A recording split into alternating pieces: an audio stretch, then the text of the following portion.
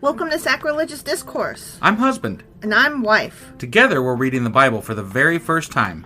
We grew up without religion and wanted to know what all the fuss was about. Well, what have we learned so far? That God is a dick, and apparently some people believe in talking donkeys? We're not trying to pass ourselves off as experts. Nope, we're just reading the Bible for the first time and giving our first take reaction. If you'd like to join us in this venture, you might consider starting at episode 1. Otherwise, jump in wherever you like. All right, let's go read the Bible. Yeah, let's get to it.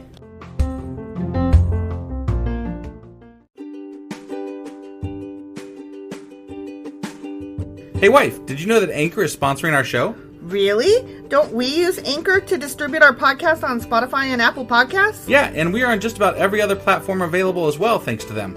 Why do we use Anchor as our podcasting service? Well, they make editing and distributing our show a breeze.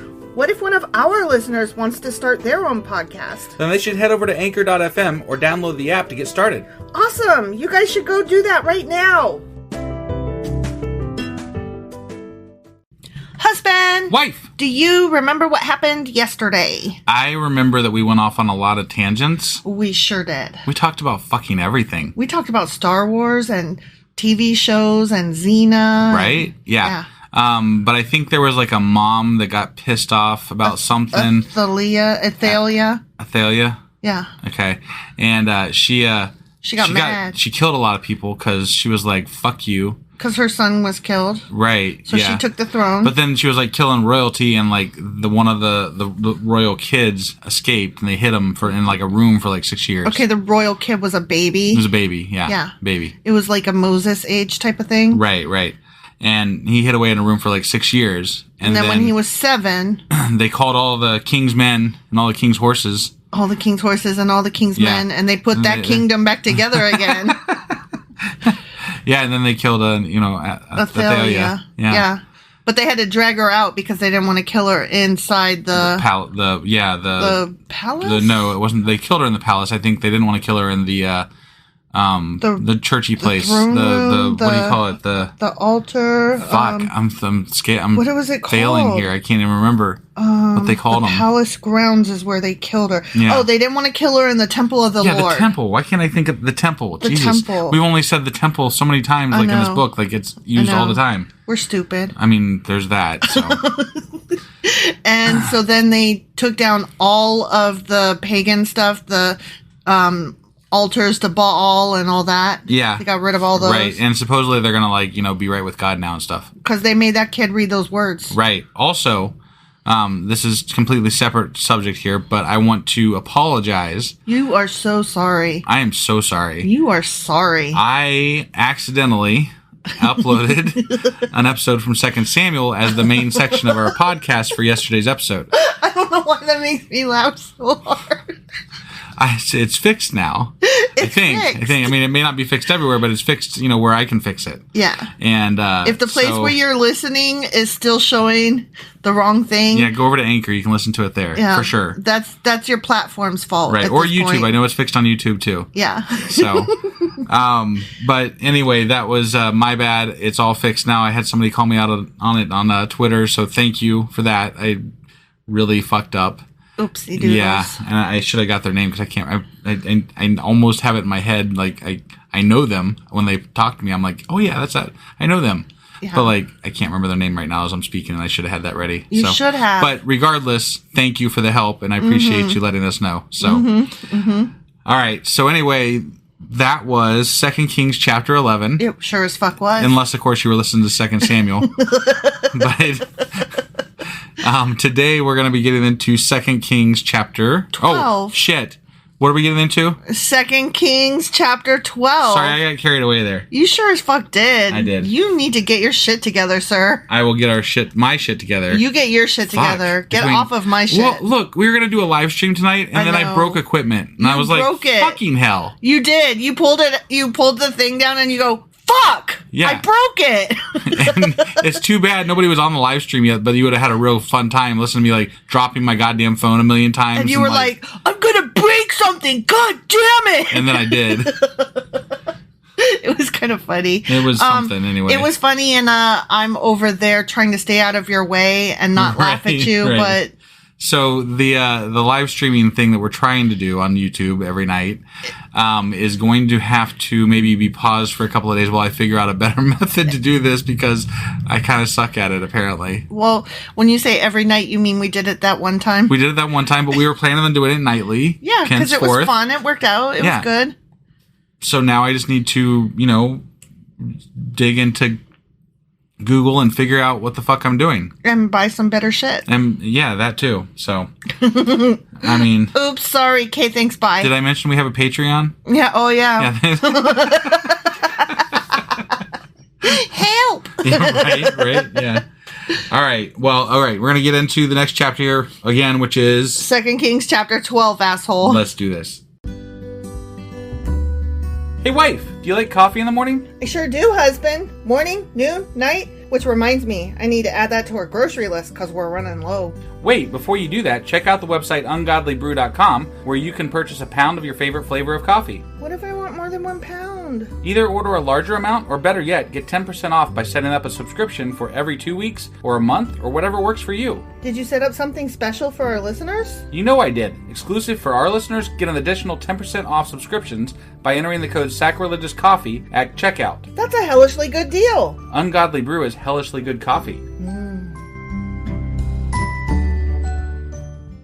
Okay, so before we get into our chapter. Our chapter, yeah. The thing that we do. Right. That thing where we're reading the Bible. Yeah. We wanted to give a shout out, I think, to somebody that we really like a lot. Yeah. No, first of all, it's our new Patreon. It's our new patron. Our new patron is an awesome person. Yeah, and we actually, I think, I don't know if we talked about this before, but we talked about it somewhere. I think we made a new friend when we went down to the Louisville convention. The Louisville Free Thought Convention. Right. Yeah. Anyway, his name is Stephen Hines. The author, Stephen Hines. Yes. Right. And he wrote a book about his journey from, being a Christian to not being a Christian. And what's the name of the book? The name of the book is called Rebirth Defect. Which, I mean, that's a badass. But what's the subtitle? So like his little pitch for it is, it's my journey from, well, not mine, his journey from Catholic altar boy to teen atheist to adult Christian metal evangelist and back to atheism. Read the book that Read the book that is rumored to have given the Pope an aneurysm. Available in paperback and audiobook through Amazon. And we have purchased the Audible. Yeah. And I can't wait to start it because... I'm starting it tomorrow. So I'm excited because I read his comic book. Yeah, he has comic books too. That's amazing. Zombie Fabulous. Oh my God, you guys. It is so fucking awesome. So we are so humbled and honored to have him as a patron. Right. Stephen Hines, check him out. He's fantastic. He's a really cool dude. Yeah, and I'm going to put a link to his book in the description of the podcast. So if you want to go there to check it out, feel free to, and just click on the link to take you right there. Thank you, Stephen. Yep. All right. So you ready to go ahead and get into our episode then? I am. 2 Kings chapter 12. All right. Here we go. Ready? I'm ready. Don't forget, they just killed a bunch of fucking people. She killed a bunch of people, and then they killed her, and then they got rid of all of the Baal and all of the altars and shit. Right. But they didn't kill a bunch of people yet. Well, I mean, not yet. I have a feeling, though. I mean, there's a lot of death and killing in this book, so yeah, I mean, it's a safe bet. I have a feeling that the way it's going to go is that they didn't just knock down some altars. I think they probably did some business. You think so? I think so. Okay. But that's just my opinion. You don't just knock down altars. You also kill the followers. Right. That's just my opinion based on what I've read thus far. Yeah. So here we go. Jehoash began to rule over Judah in the 7th year of King Jehu's reign in Israel. He reigned in Jerusalem 40 years. His mother was Zibiah from Beersheba. All his life, Joash did what was pleasing in the Lord's sight. Oh, wow. Because Jehoiada, the priest, instructed him. Oh, okay. Yet even so, he did not destroy the pagan shrines, and the people still offered sacrifices and burned incense there. Why didn't he destroy those then? Womp, womp. Like if he's doing everything godly, why wouldn't he destroy those? Because they're like, he's good, but he's not good. He's not perfect. He's no David. Right. One day, King Joash said to the priests, Hey, collect all the money brought as a sacred offering to the Lord's temple, whether it is a regular assessment or a payment of vows or a voluntary gift. Okay. Let the priest take some of that money to pay for whatever repairs are needed at the temple. Oh, so tithings. Tithings for building repairs. Yeah. But by the 23rd year of Joash's reign, the priest still had not repaired the temple. What they do with the money? He was laundering that shit, man. He was like taking that, he's stashing it somewhere. He was buying yachts. Right? Because that's how they do. I'm saying, like, he's got some fucking... But you know what? I don't think it was the king, because listen to this. Okay. So King Joash called for Jehoiada and the other priests and was like, the fuck? Why haven't you repaired the temple? Right. Don't use any more money for your own needs, assholes. From now on, it must all be spent on temple repairs. Right. But wait, that was 23 years before he called him on it. Right. But it's funny to me that, like, we're still to this day, we're arguing about, like, taxing churches because, I mean, they're ridiculously, like, some of these churches are ridiculous. Yeah. And they have millions of dollars as the fucking pastors and whatever. They're these televangelist type people. And it's insane. We're not taxing them because they're fucking religious. No, fuck that. They're fucking uber rich. And they're getting away with it because they're a quote-unquote church. And they're fleecing their followers, robbing them, and they're grifters. And the funny thing is, it was happening back then in the fucking Old Testament. It was already happening. Yep. So, like, why would we believe it's any different? Jesus had problems with that. Like, we know when we get into the New Testament that Jesus is going to have issues with that. Right. And all the Christians today seem to have missed that part of Jesus's message. Yeah. Or didn't miss it so much as didn't give a fuck because they ain't real Christians. I love the Christian pastors that are actually really popular, but they try to act like they're like they wear blue jeans on the stage and they're like, but they're, you know, they're still rich, right? Like they there's this one guy, I can't remember what his name is. I think it's Greg Locke. Yeah. And he is always like, he's wearing like blue jeans and like t-shirts and shit. And he's always bitching about like, you know, Joel Osteen and the other preachers that are all rich and, you know, wonderful, but he is the same thing, just he understands how to play the part better. He's disguised. But he got them manicured nails. Right? Yeah. Yeah. So the priests agreed not to accept any more money from the people, and they also agreed to let others take responsibility for repairing the temple. No, what happened was they got busted and were like, okay. Yeah.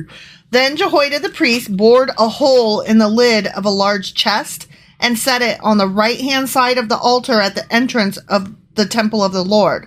The priests guarding the entrance put all of the people's contributions into the into the chest. Okay. Whenever the chest became full, the court secretary and the high priest counted the money that had been brought to the Lord's temple and put it into bags. Then they gave the money to the construction supervisors who used it to pay the people working on the Lord's temple. The carpenters, the builders, the masons, and the stonecutters. They also used the money to buy the timber and the finished stone needed for repairing the Lord's temple, and they paid any other expenses related to the temple's restoration. So they got busted, and then they fixed it. But they got away with it for 23 years. Yeah. So, yeah. I mean, the money brought to the temple was not used for making silver bowls, lamp snuffers, basins, trumpets, or other articles of gold or silver for the temple of the Lord. It was paid to the workmen who used it for temple repairs, as it should be. Yeah. None of that fancy shit. You just gotta pay for them repairs. Just get the plumbing in good order, right? Okay? Yeah. Make the lights go on. Right. Put the windows, get glass in those windows. No accounting of this money was required from the construction supervisors because they were honest and trustworthy men. I don't know about. I mean, like, why were they? Why should we believe that? Were they though? Right? I don't know that. So, like, that's like saying that my company is honest and trustworthy. Is it? Like, I could say on a general level, like, sure, they don't try to outright screw me over. But, like, if I didn't clock in for, like, 20 minutes and I told them about it and they forgot to punch it in, they're not going to go out of their way to fix that. No. You know, like, no. so honest and trustworthy is subjective there. It's not exactly a... Insofar as they didn't get caught doing anything they shouldn't have. Maybe they were mostly Maybe they were good insofar as it was easy. But I bet they took advantage of some shit. I'm sure they did. They're being tossed money and they're like, oh, they're good. Okay, look, even the best employee takes a pen from work and brings home. Right. And we all fill out on the survey that, no, we would never, but we all do. That's what I'm saying. Like, every time I saw that question, like, you know how they have those questions where, like, would you ever steal from, work, including a pen? And I'm like, well, fuck yeah, I would. Of course I would. And I've done it multiple times. Is this a trick? Because... You know I would, because you would. You who typed up this questionnaire. You probably have a fucking pen from work at your house right now. You probably typed this up.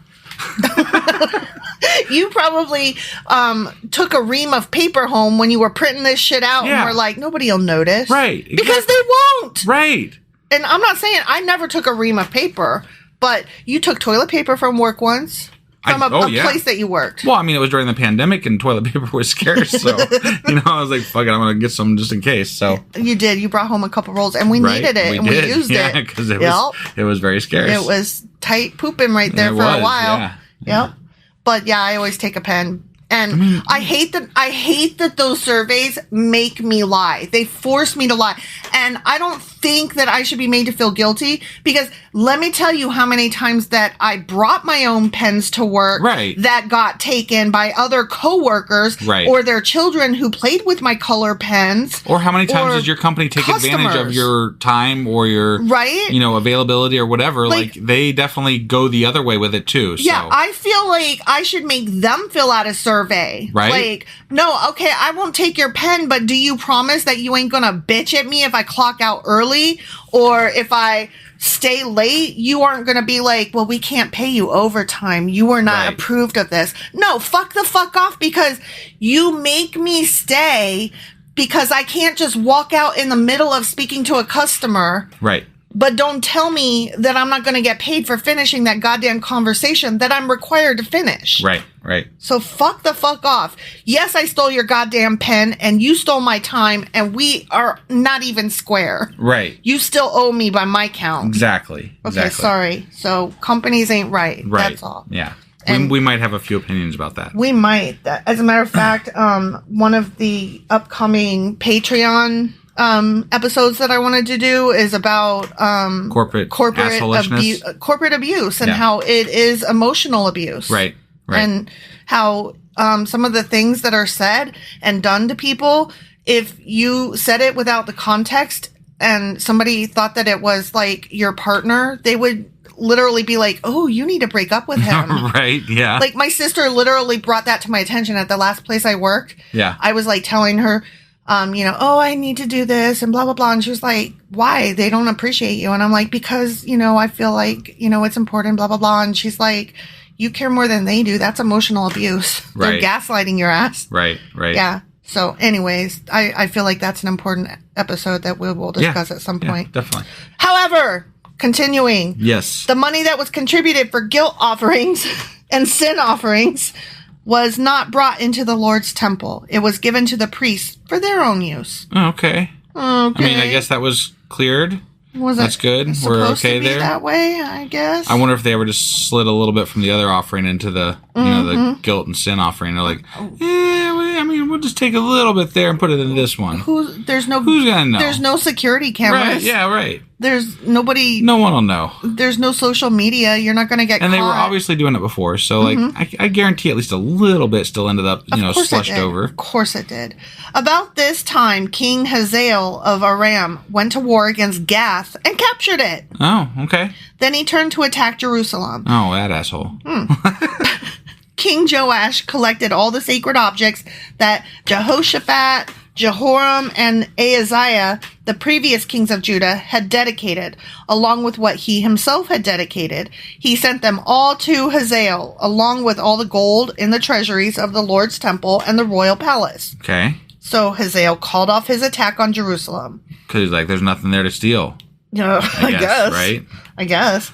The rest of the events in Joash's reign and everything he did are recorded in the Book of Chronicles, Kings, whatever shit thing that we can't see on there. So that we're not allowed to see in this. Right, yeah. Yeah. Joash's officers plotted against him and assassinated him at Beth Millo on the road to Silla. That didn't work out very well for him. I don't know what the road to Silla is. And why? Yeah. The assassins were Josachar of Shemeath, or son of Shemeath, and Jehozabad, son of Shomer, both trusted advisors. Oh, no. Joash was buried with his ancestors in the city of David. Then his son Amaziah became the next king. The end. Okay, so... People were robbing, and then they stopped robbing, and then they robbed some more, and then then a king died and was replaced by his son. The end. Right, I mean, like, there's got to be more. Like, that's they always just throw these things out like that, and I'm like, there's got to be more to the story, right? Like, some king dies, and his son gets anointed king, but like, why did they kill him? Did they kill him because they're working with his son? Or, like, there's got to be some sort of, like, nefarious thing going on behind somewhere. Because you don't just kill somebody just to kill them. Right. There's got to be some reason behind it. His officers plotted against him. Why do we never get to know the fucking reason? I don't know. They didn't like him. They leave that shit out. They didn't like him. They wanted more money for their yachts. Right. I guess. Right. Yeah. So. All right. I guess. Whatever. Well, that was 2 Kings chapter 12. And tomorrow we'll be going over 2 Kings chapter 13. All right. We'll see you then. Bye.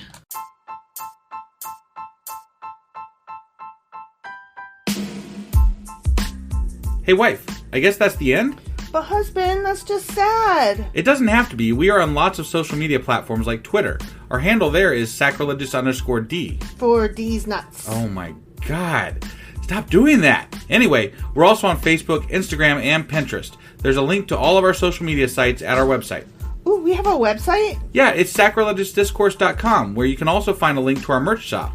We have a merch shop? Yep, we have podcast-themed clothing, mugs, notebooks, and more, as well as an atheist and science-themed products. Wow, our fans should really go check that out right now. Definitely. They can get in touch with us by sending an email to sacrilegiousdiscourse@gmail.com. But before they do that, we could really use some help. Oh yeah? With what?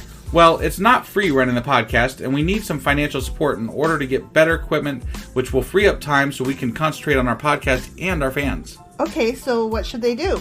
Head over to patreon.com/sacrilegiousdiscourse and sign up as a contributor on our podcast. Supporters there receive additional bi-weekly episodes that we record just for our Patreon members for as little as $2 a month. Also, we'd really appreciate it if you would like and subscribe on whatever platform you're using. And Apple Podcast reviews help us out tremendously. Like and subscribe. Leave an Apple review. Join us on Twitter. Support us on Patreon. That's a lot of instructions. Don't forget to say thanks. Thanks. Okay, bye.